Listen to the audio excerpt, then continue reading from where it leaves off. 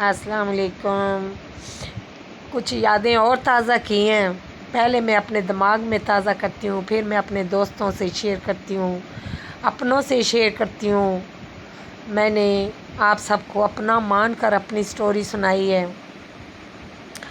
अगर इस स्टोरी को अपने दिल में रखती तो शायद ये दुख मुझे खा जाता, इसीलिए मैंने सारे अपने बहन भाइयों को अपना गम सुना दिया है। तो आप दुआ करें कि अल्लाह मेरे गमों में कमी करे और मेरे लिए आसानियाँ फरमाए। शाम हुई, सारे लोग अपने अपने घरों में चले गए। हम बहन भाई इकट्ठे हुए तो मैं अम्मी के कमरे में ही सब इकट्ठे हुए। मैंने भाभी को बुलाया क्योंकि भाई तो मेरे भाई थे, घर तो भाभी का था। अम्मी अब्बू ने अपनी ज़िंदगी में हर चीज़ बांट दी थी और ये घर बड़ी भाभी का और भाई का था। वो ख़ुद तो लाहौर रहते थे, लेकिन उन्होंने अपना पूरा घर डबल पोर्शन अम्मी अब्बू के हवाले किया हुआ था। पहले अब्बू फौत हो गए, फिर अम्मी भी इस दुनिया से चली गई। मैं तो अम्मी अब्बू के साथ रहती थी। जब अम्मी अब्बू नहीं रहे, मेरा इस घर पर कोई हक़ नहीं था। लेकिन मैं आपको क्या बताऊं कि कुछ रिश्ते खून के नहीं होते, लेकिन वो खून से बढ़कर एहसास रखते हैं। शाम हुई, मैंने भाभी को बुलाया। उनके बच्चे भी माशाल्लाह जवान थे। मैंने बच्चों को भी बिठाया और भाभी से इजाज़त ली कि भाभी आप मुझे इजाज़त दें, अब मैं अपने बच्चे के साथ कोई रेंट का मकान ढूंढती हूँ मोहल्ले में और चली जाती हूँ, क्योंकि आपका बहुत शुक्रिया, आपने मुझे 3-4 साल अपने घर में रखा। अब मेरा माँ बाप नहीं रहे, मेरा इस घर पर कोई हक़ नहीं रहा। अल्लाह आपको ये घर नसीब करे, आपके बच्चों को नसीब करे। मेरी दुआएं आपके लिए। लेकिन भाभी चुप होकर मेरी बातें सुनती रहीं। जब मैंने देखा कि उन्होंने मुंह नीचे किया हुआ था, मैंने गौर से देखा तो वो रोई जा रही थी। वो बड़ा रोई और उन्होंने अपनी चादर उतारी और मेरे सर पे करा दी और कहा कि तुमने ये सोचा भी कैसे है कि तुम्हारी माँ मर गई है? तुम्हारी माँ तो अभी ज़िंदा है। अगर तुम्हारी माँ इस घर में बिठा के तुम्हें गई है ना, तो मैं कौन होती हूँ तुम्हें निकालने वाली? अभी हम बातें ही कर रहे थे कि हमारे दरवाजे के आगे 2 गाड़ियाँ आईं।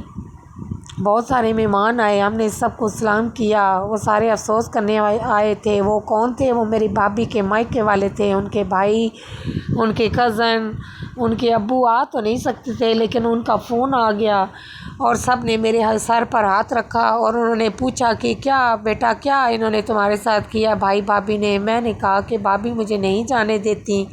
उन्होंने कहा बिल्कुल, हम इसीलिए आए हैं अपनी बहन को समझाने कि अगर बेटी को निकाला तो हम भी तुम्हारे साथ नहीं हैं। लेकिन मैंने जब उनको बताया, वो बहुत खुश हुए कि मुझे भाभी ने पहले ही बड़ा मान दे दिया है। मुझे भाभी के मायके वालों पर भी फ़ख्र हुआ। अच्छे ख़ानदान की बेटियां अच्छा ही करती हैं। उन सब ने मेरी हौसला अफजाई की। उन्होंने कहा कि तुम आज से इस भाई की बहन नहीं हो, तुम हमारी बहन हो, तुम इस घर की बेटी नहीं हो, तुम हमारे घर की बेटी हो। किसी चीज़ की भी ज़रूरत हो तो हमें याद रखना। उनका ये मान मैं कभी भी नहीं भूल सकती। भाभी ने मुझे गले लगाया और पूछा कि कहाँ रहना है? ऊपर रहना है तो ऊपर रहो, नीचे वाला पोर्शन लेना है तो नीचे वाला लो, ऊपर रहो नीचे रहो, सारा घर तुम्हारा है। मैं तो लाहौर रहती हूँ। हसन से कोई चीज़ मेरे आगे अच्छी नहीं है, वो भी मेरा बेटा है। अगर मेरा अपना एक बेटा है तो आज से मेरे 2 बेटे हो गए हैं। मेरी भतीजी, मेरे भतीजे ने मुझे गले लगाया कि पुप्पो आज से हमारी एक माँ नहीं 2 माएँ हैं। मेरे मुंह से जो दुआएं निकली मैं बयान तो नहीं कर सकती, लेकिन अल्लाह जानता है कि मेरी रूह ने उनको दुआएं दी। मेरी माँ की कब्र में रूह ने, मेरे बाप की कब्र में रूह ने उनको हाथ उठा उठा कर दुआएं दी होंगी, क्योंकि माँ बाप मरते नहीं हैं, वो सिर्फ़ दुनिया से पर्दा कर जाते हैं।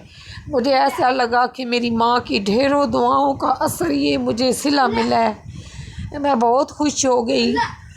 मैंने भाभी से कहा कि मैंने अम्मी के कमरे में ही रहना है, क्योंकि इधर मेरी माँ की यादें हैं। मेरी भाभी ने कहा जहाँ तुम्हारा दिल करे। ये जो सामान अम्मी का था ये सारा भाभी के हिस्से में आया था, लेकिन मेरी भाभी ने कहा कि नहीं, तुम इस्तेमाल करो या मैं करूँ, एक ही बात है। भाभी ने एक बर्तन भी नहीं लिया और वो 2-4 दिनों के बाद लाहौर वापस चली गई और मुझे सारे घर की चाबियाँ दे गई। मेरे ससुराल वालों के मुंह पर जूती लग गई।